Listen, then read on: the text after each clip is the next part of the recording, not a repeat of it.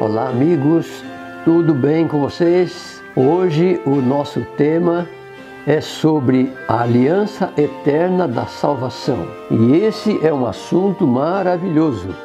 Você precisa assistir o vídeo até o fim.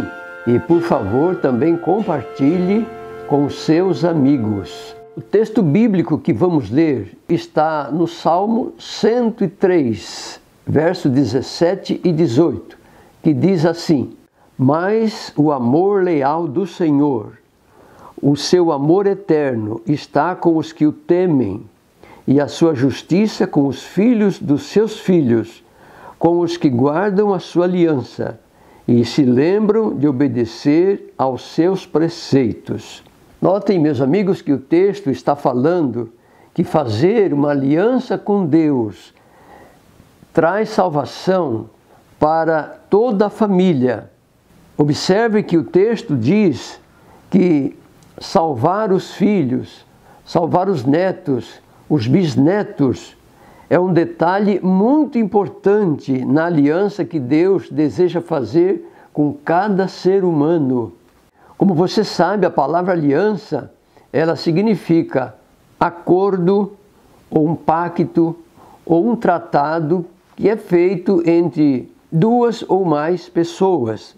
A Bíblia nos mostra que quando Adão pecou, toda a raça humana foi condenada à morte eterna. E diante dessa terrível situação que sobreveio à humanidade por causa do pecado de Adão, Deus, na sua grande misericórdia, então propôs fazer uma aliança com o pecador, com o objetivo de salvá-lo. E é interessante que esta aliança que Deus propôs ao homem, ao pecador, para que ele fosse salvo, esta aliança é chamada de aliança eterna, ou uma aliança que vem desde os tempos eternos. E com isso a Bíblia então nos explica que esta aliança que Deus propôs é uma aliança que foi feita antes da fundação do mundo, antes mesmo que o homem viesse cometer pecados. A aliança já estava preparada. Então, somente quando Adão pecou, a aliança começou então a ser colocada em prática. É assim que nós entendemos quando Deus fala da sua aliança eterna. A aliança primeiro foi apresentada a Adão e Eva. Depois foi apresentada para Noé, foi apresentada para Abraão, para Isaac, Jacó, e assim sucessivamente para as gerações futuras. A Bíblia nos mostra também que a aliança da salvação foi feita inclusive com os habitantes da cidade de Nínive. Deus propôs uma aliança com os moradores de Nínive e eles aceitaram. No Salmo 132, verso 11 e 12, nos fala que a aliança foi oferecida também a Davi, ao rei Davi. Agora, é bom lembrar, meus queridos amigos, que numa aliança há privilégios e há deveres, há obrigações de ambas as partes. E se uma das partes não cumpre com a sua obrigação, isso faz com que a outra parte fique desobrigada de cumprir a sua parte também. Então é muito importante nós atentarmos que quando se faz uma aliança com Deus, Deus é fiel. E nós também precisamos ser fiéis. O pecador precisa ser fiel no trato que ele faz com Deus. Uma coisa que nós precisamos estar sempre atento é que na aliança que se faz com Deus, nós não podemos esquecer que Deus é quem propõe a aliança. E é uma aliança condicional.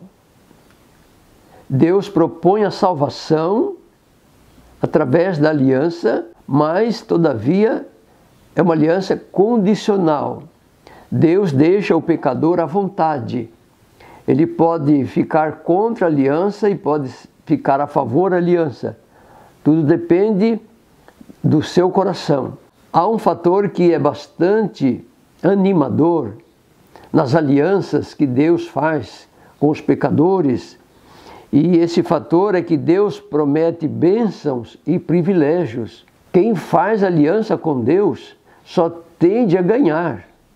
Nunca fica no prejuízo quem faz aliança com Deus. Só não podemos nos esquecer que é sempre Deus quem estipula as condições para receber os benefícios, ou seja, para receber as bênçãos que Ele promete nas alianças. Como pecadores, meus amigos, nós temos uma certa dificuldade para cumprirmos os acordos que fazemos com Deus. E essa dificuldade vem por causa da nossa natureza pecaminosa.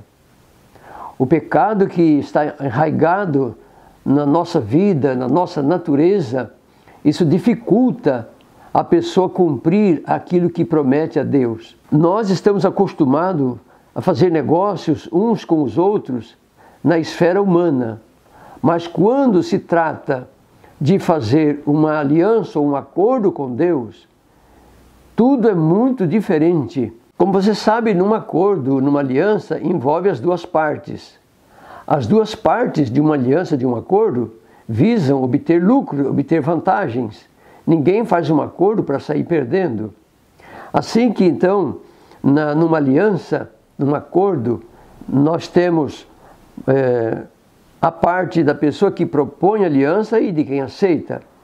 Eu quero citar aqui 3 exemplos no caso de um contrato de trabalho. Por exemplo, o patrão visa receber benefícios ao contratar o empregado.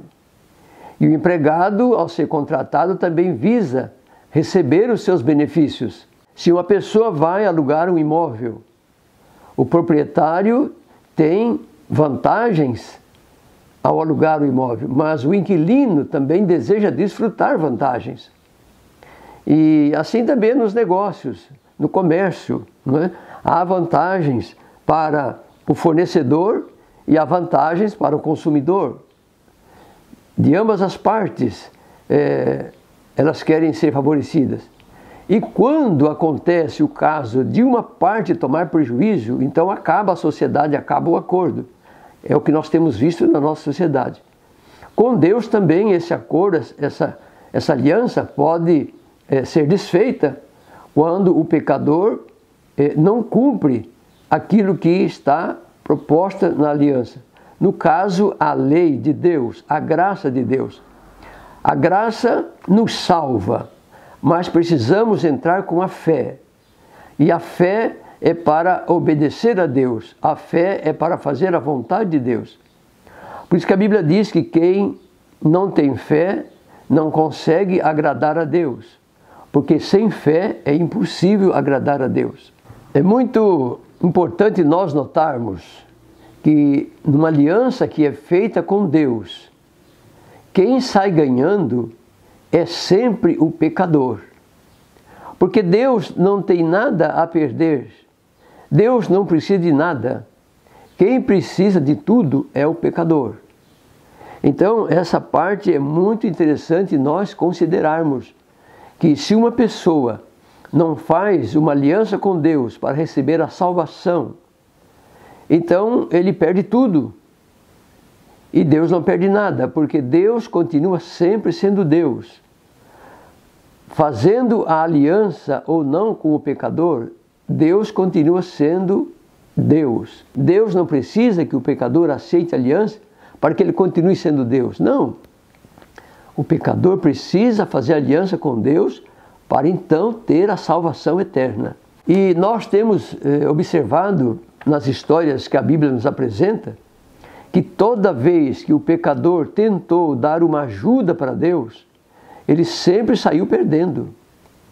Sempre quando alguém quer ajudar a Deus, ao invés de obedecer a Deus, a pessoa sai perdendo, a pessoa se dá mal.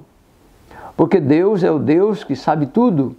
Ele é o Todo-Poderoso, é o Deus onisciente, conhece toda a nossa vida. Ele sabe onde precisamos ser ajudados.